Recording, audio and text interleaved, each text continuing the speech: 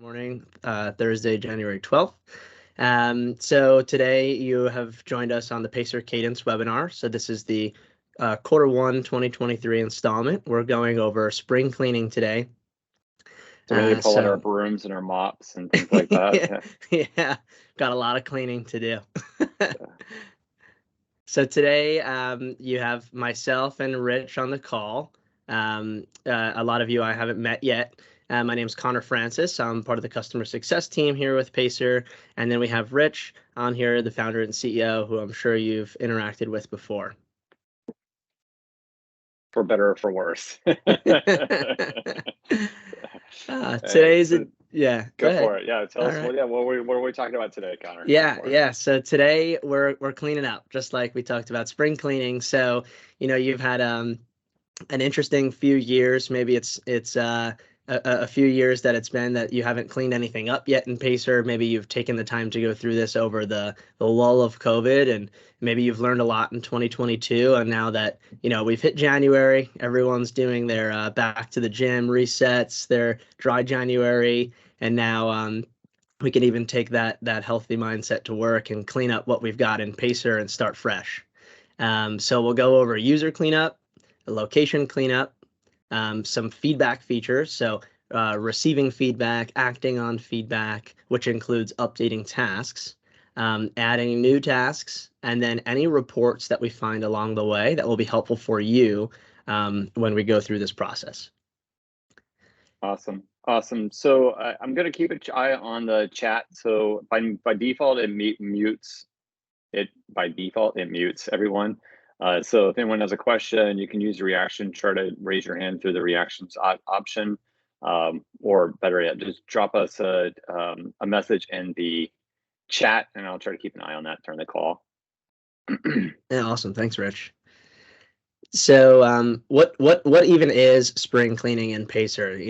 We can't really get that mop out and do anything, but mentally, we're here.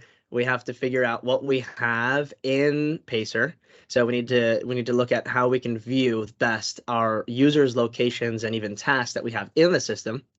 We need to figure out how to manipulate that. So what's the best way we can view that and take action on it? And then the last step essentially is to do some cleaning, to inactivate, activate things, add things maybe you don't have in there that you've forgotten about, or even inactivating users, locations, and even updating those tasks that you might find that haven't really gotten a fresh update in a while.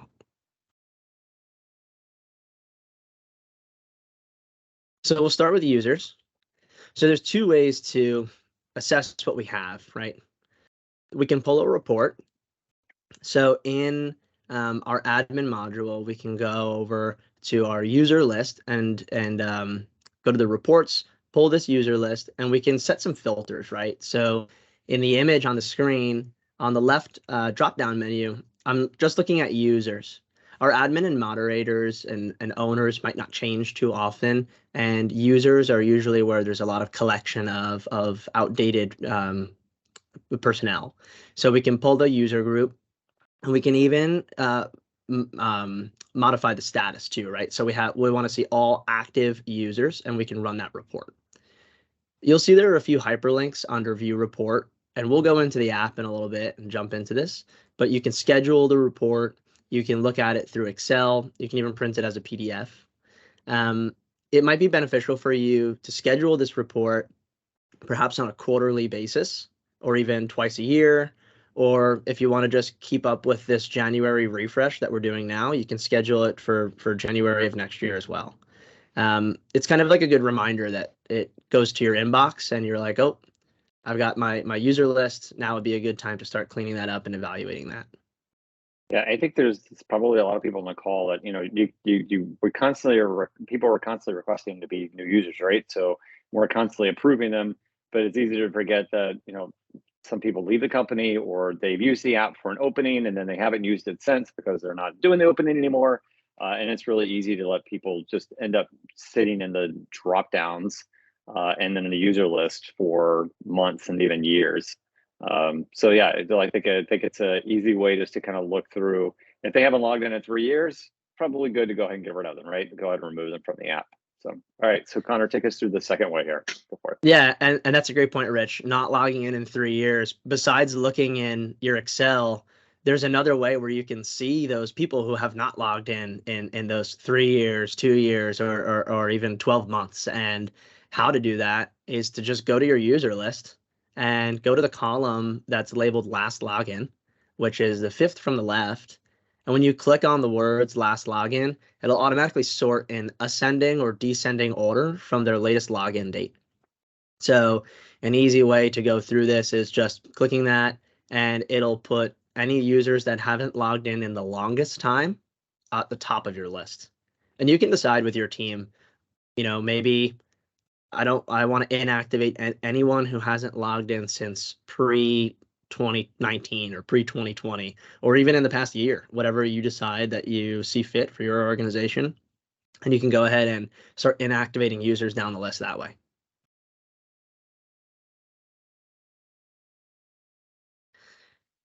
So we talked about assessing the data and manipulating it. So we've assessed our data by pulling the report or sorting by latest login date. Now it's time to start to manipulate and act on that. So I mentioned pulling your report into Excel, and there is a way that you can, there's obviously people learn in different ways, and one way might be through Excel.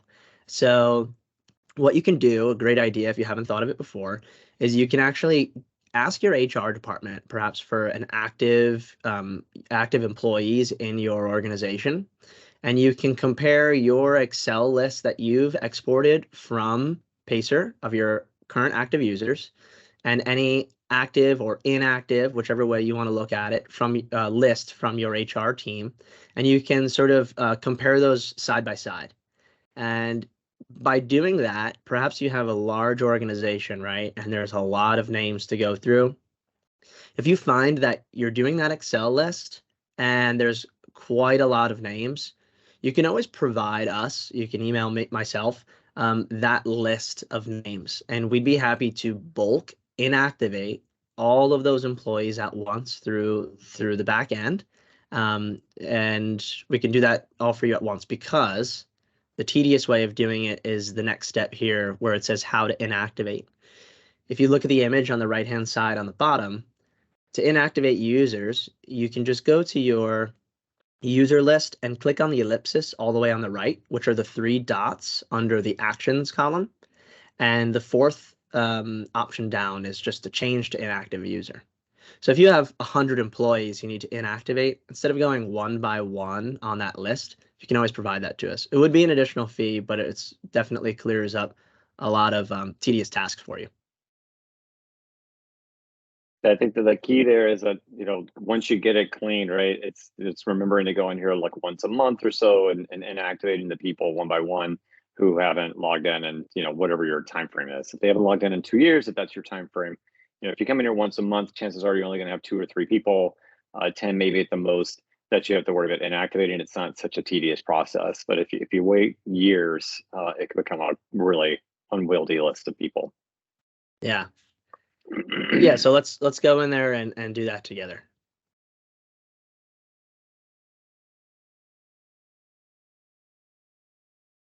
So I've got my Pacer app open. Gotta log in again.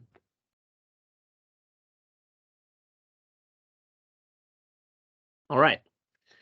So the first way we talked about was going to our reports, so we can just generate that user list. So because you're all admins or above, when you go to reports, when you scroll down to the bottom left here, you have admin reports.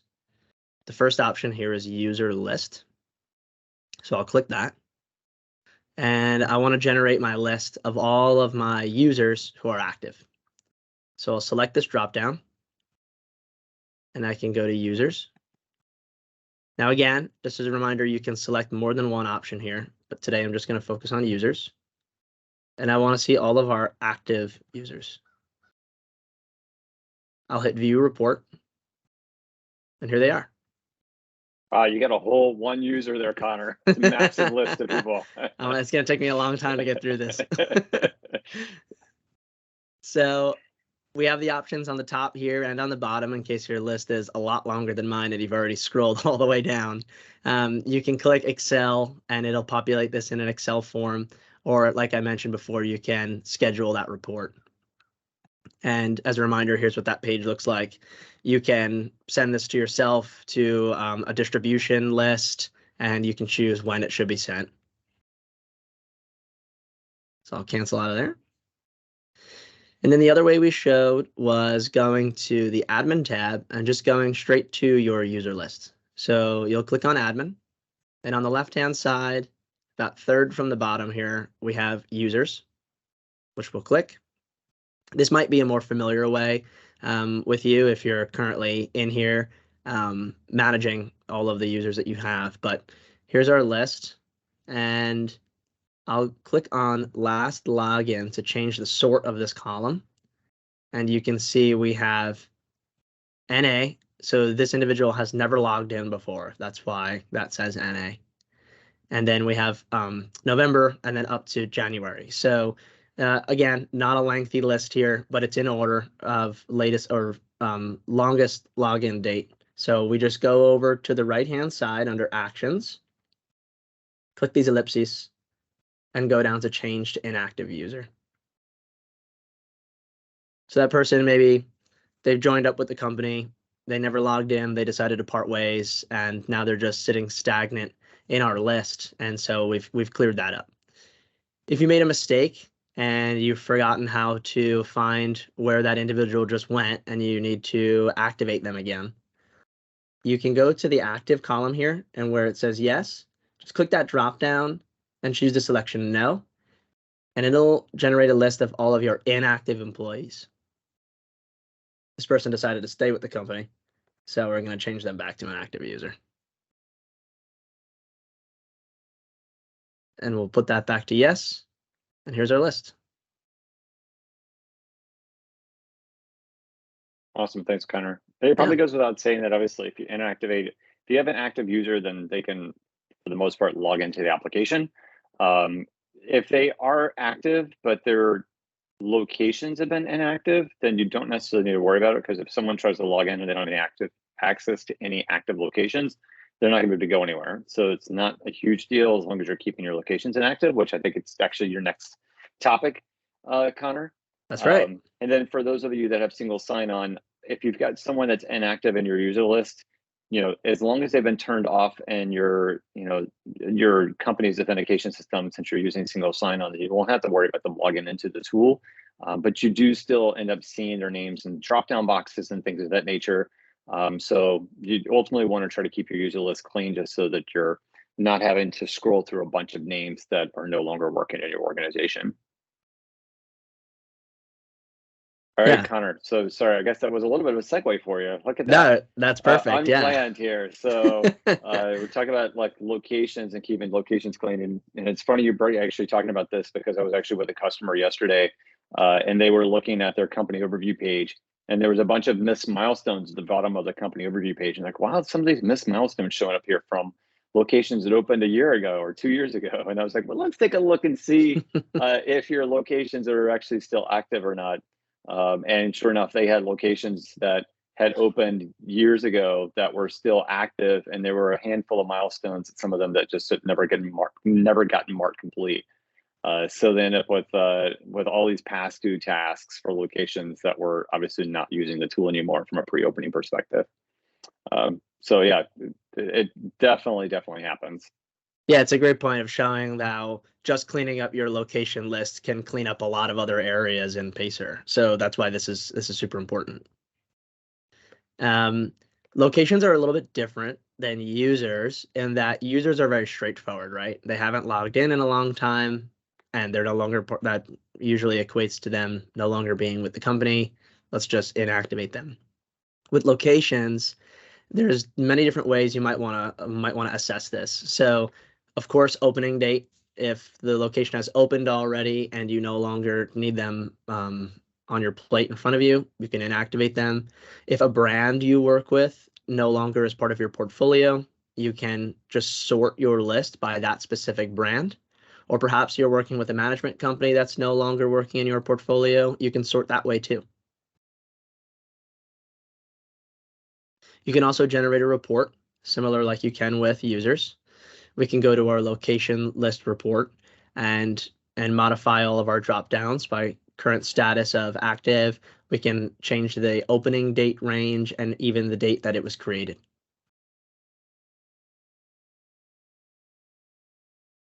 And then a great feature that we have in the locations lists, just in the admins looking at your total list of locations, is that all of your locations will have an abbreviation associated with it.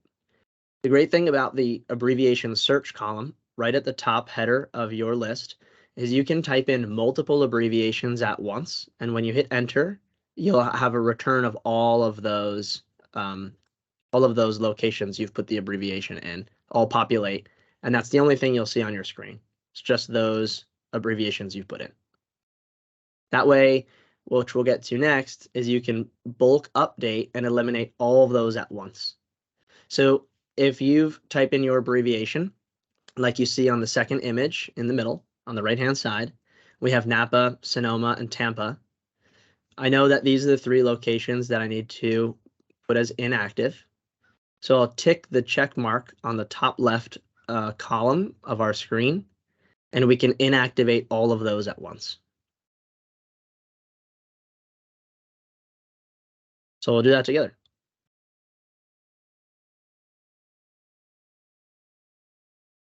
So we'll click on reports.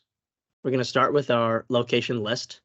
And again, you can do this the same way. I know you can go to your HR department and get your list of inactive employees, but perhaps there's a way that you find more comfortable to manipulate data in Excel. So there's always that option. We're going to click on location status and click on active. And I don't want to limit myself to the opening date range. I want to see all of our active locations. So I'm just going to click view report.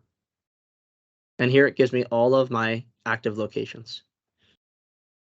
If you populate this in Excel and start deleting rows and you're left with just what you want to create as inactive, all you would need to do is just copy this column and all of those abbreviations, and you can paste them right into your list of locations like we're going to go to next. We click on admin and we click down to locations on the left-hand side, and we can paste all of those abbreviations right in this column. So we'll go through the process of eliminating all California locations. So I'll type in, actually, I think I still left them as inactive. So I'm going to bulk update. It's the same way we can do this in reverse. I'll click on bulk update. I'll click on all.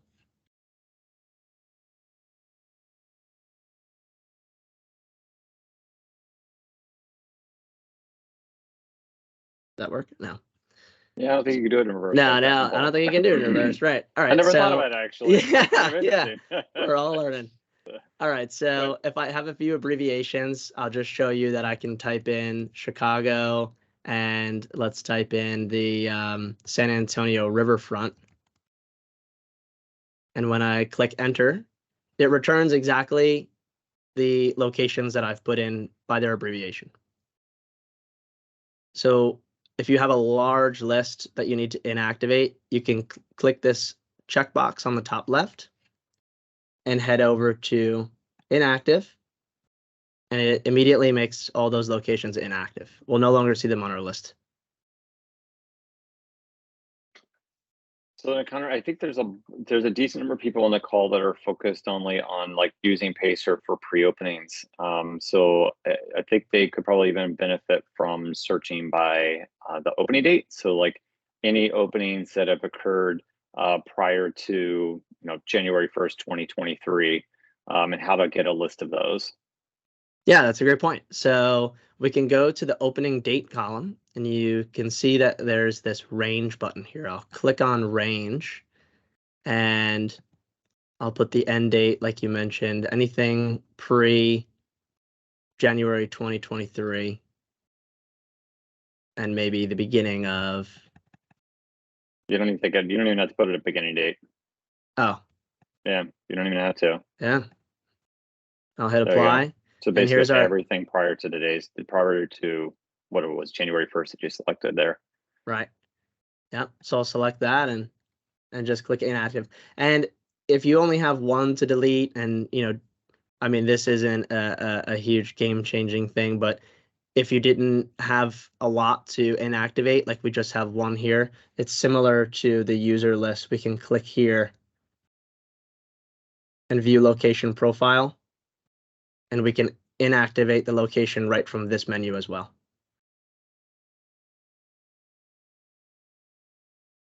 That's it. You keep it up, you're not getting any locations left. I'll have to flip a lot back. All right. Next, we'll go on to feedback.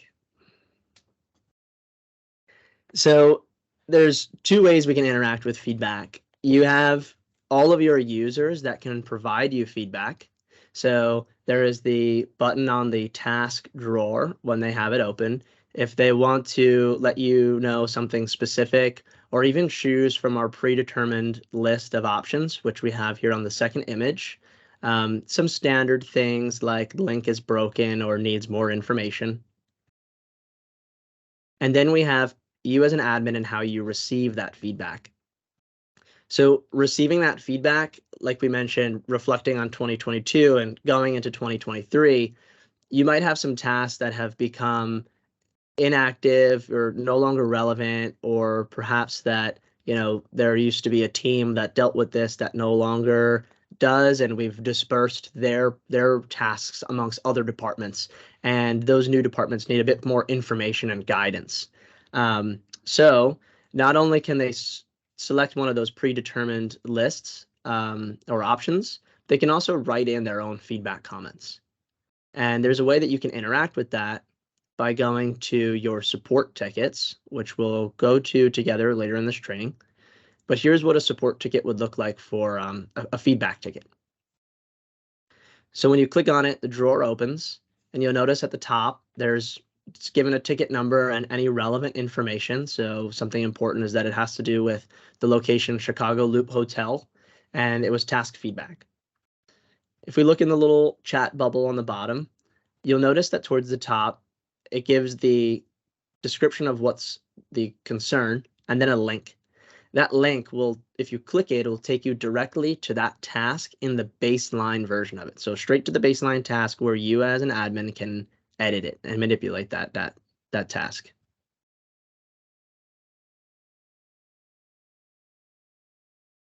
There's one designated page to view all these support tickets. And then there's even a way that you can run a report.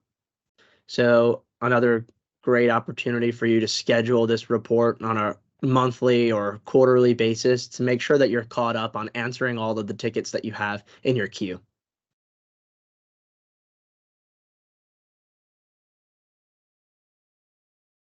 From there, you might want to take action on any feedback that's been provided. So we use the example that there's a lack of information.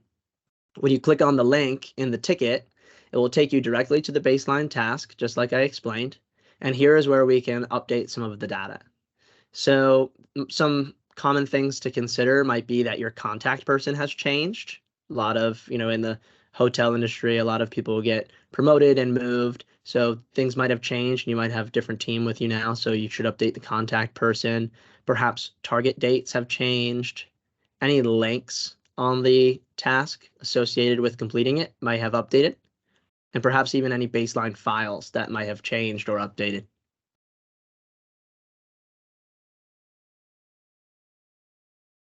And so we'll do that together.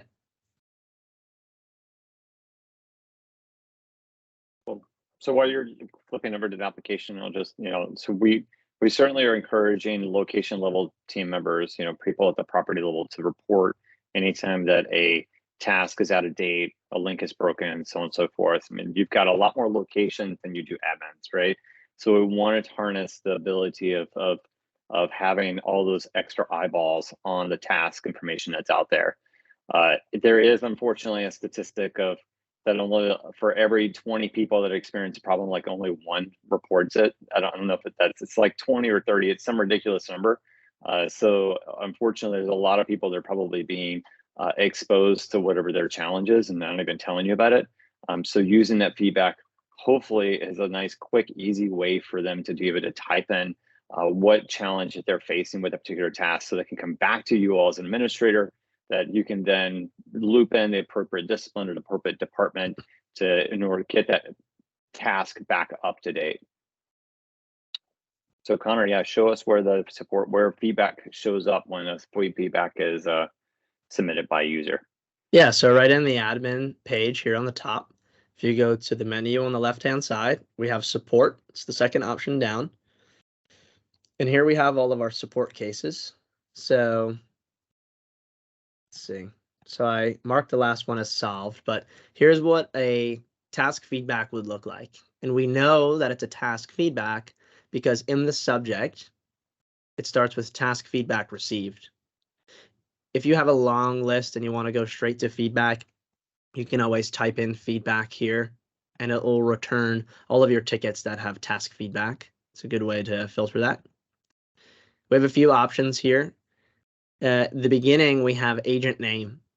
So if you have any coworkers that also have moderator access and you realize that the feedback that has been provided is perhaps more pertinent to this specific individual who might be able to answer or take action on the feedback provided, you can reassign the ticket to someone else on your team, again, as long as they have that moderator access.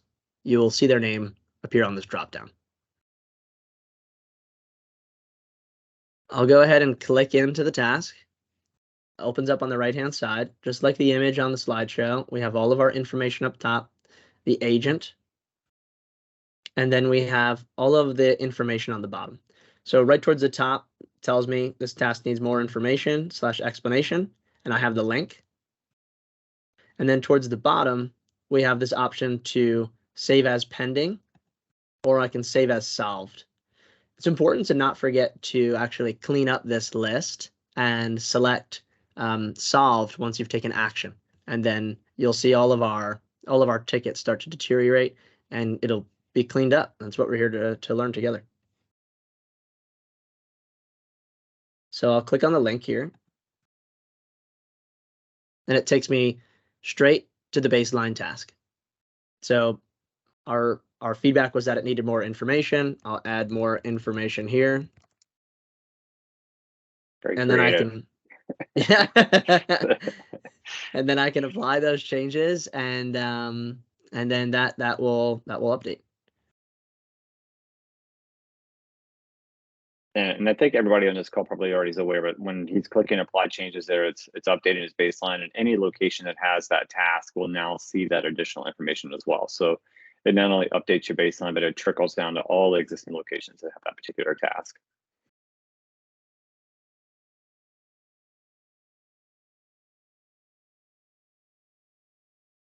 And take a look at our support tickets. And we marked it as solved, so that's great. And we talked about how to use reports to also evaluate this. So I'll click on reports, and back in our familiar spot on the bottom left of this page, right where we were in users list and location list, the next selection is support tickets. So I'll click on support tickets, and it will show me any open or pending. It's already selected, but I can click this drop down. I can even add in solved. Perhaps we want to take this time to evaluate any tickets we've acted upon, to review any changes we've made, or take a look at any of the opening and pending. And we can even filter by agent. So right now I'll just filter to myself. I'll click on view report. And I've solved the ones that I have, but all the support tickets that are open or pending will display here. And again, you can schedule this report weekly, monthly, quarterly, however you see fit, and you can even generate this into Excel. We have a customer that actually had a pretty good idea not too long ago that they actually scheduled this to run once a month, and they emailed it. They had scheduled out to basically like all the whole team that was kind of looking after support tickets. So I guess maybe I'll explain this a little better. So the ticket, any support ticket would come in, the administrator that would go ahead and reassign it to a particular individual. But then this report was a nice reminder to people that, hey, yeah, you still have some tickets that are open. So they would schedule the report. It includes everybody. And then they just forwarded it out to the entire team, or scheduled it out to the entire team just to make sure everyone was reminded that there was an open ticket assigned to their name, so on and so forth, so they can get back in there and clean them up. Yeah, no, it's a great standard practice to incorporate. All right. So the next step on our agenda is we're going to go over location created tasks. So earlier this week, admins from your team, if there's multiple, perhaps one of you on your team received your location created tasks. So what this means, as a refresher, is that you create baselines and you push them out to your locations, but your location teams have the opportunity to add another task onto their task list that they can see. It doesn't get automatically added to the baseline forever. It just lives on their location's list of tasks. Since your teams are the ones that are acting on all of the tasks that you're providing them, they give pretty good feedback on any tasks that they need to add, and a lot of the times they're worth taking a look at, because you might find that the tasks that they add actually should start to become standard practice on your baselines. So the report I've provided earlier this week has all of those tasks that any location teammate has added to their list. So if you find that it's worth adding, we can go ahead and do that together, and we can see what that looks like. So you'll take your report, you'll have that out, you'll have discussed with your team the best practices. You can go to admin,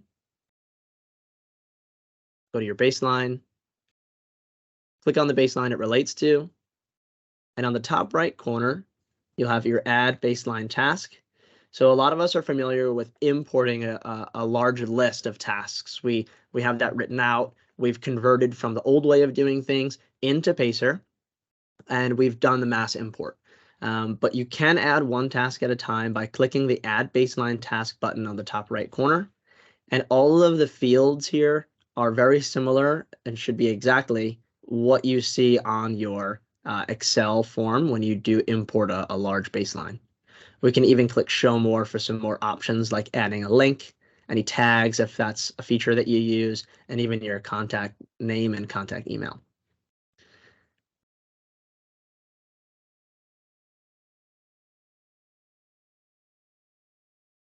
All right. Rich, do you have anything to add?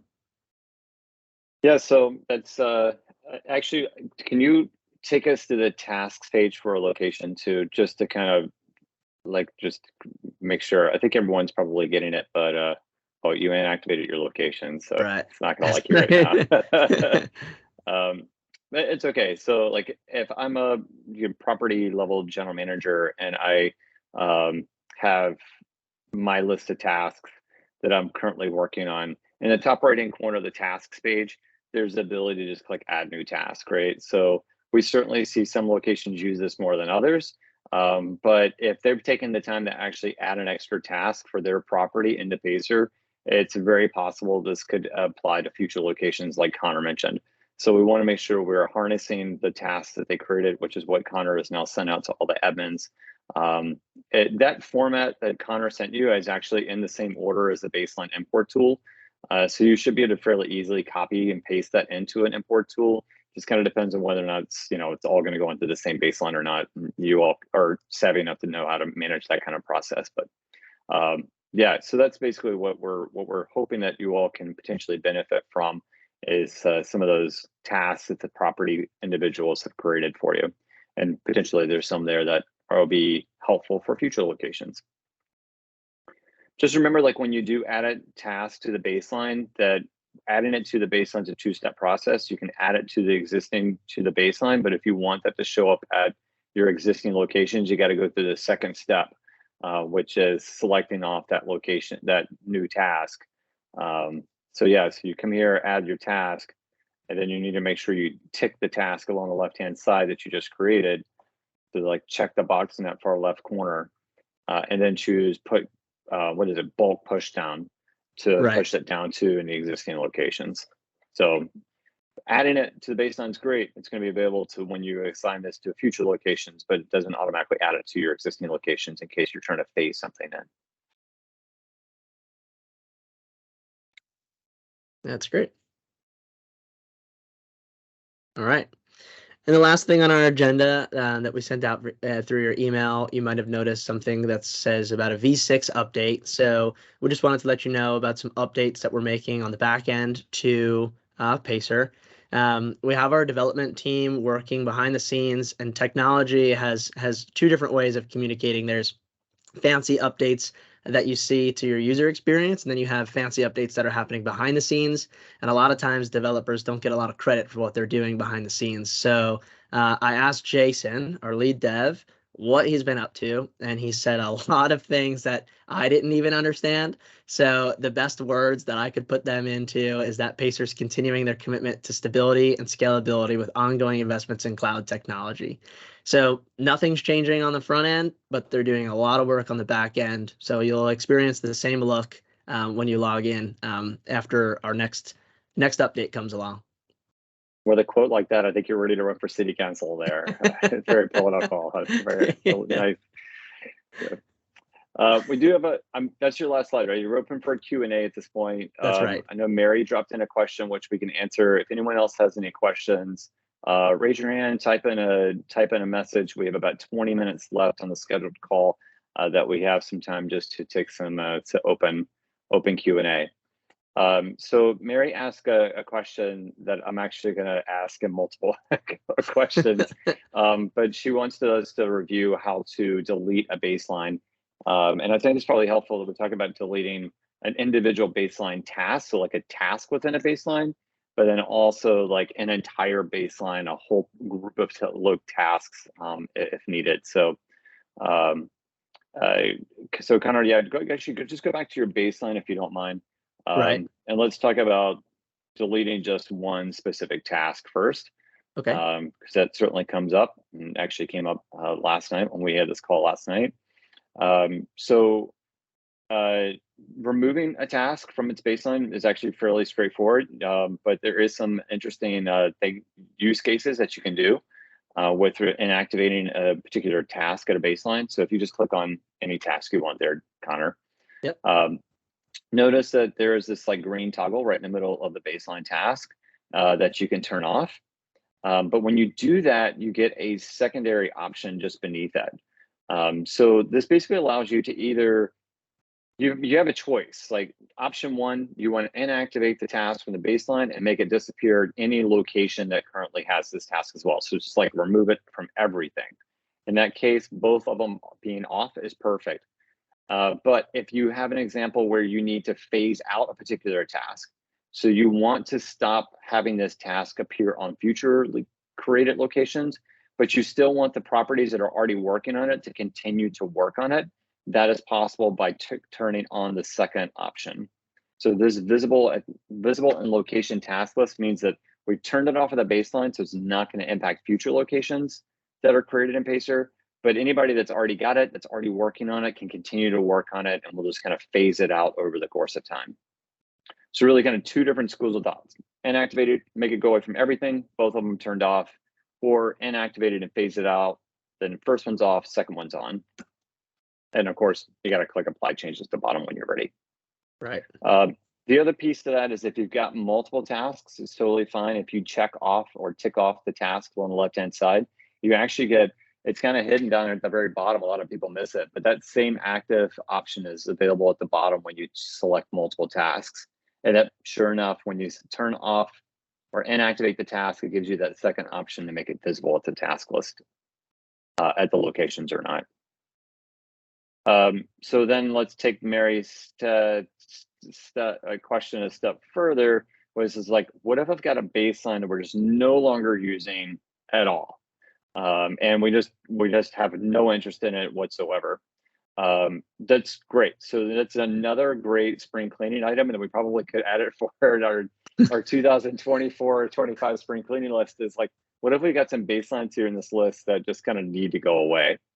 Couple of it's actually surprisingly simple to make the baseline go away, but understand that by removing it from this list does not impact the locations that are working on tasks from that baseline.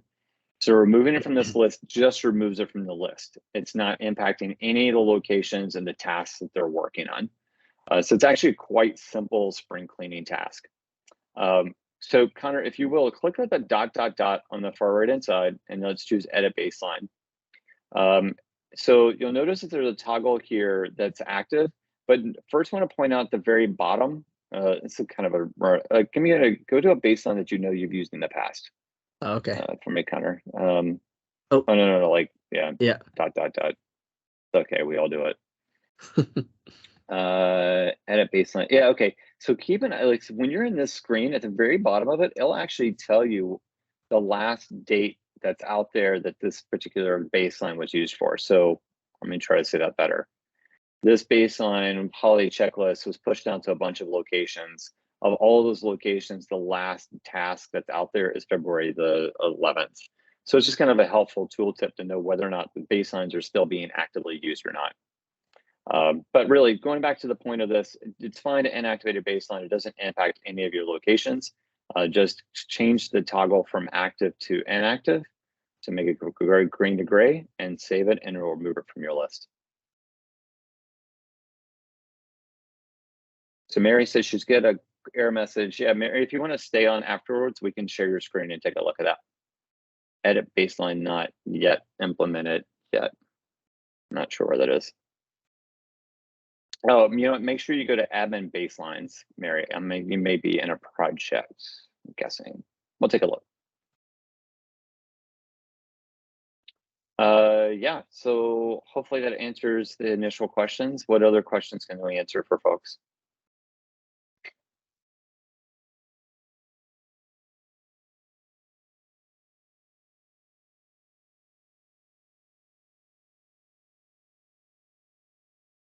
Never wants to say anything. So normal. You can always email us too if you're not comfortable putting it in the chat. You can always send myself an email. I'll be happy to assist too.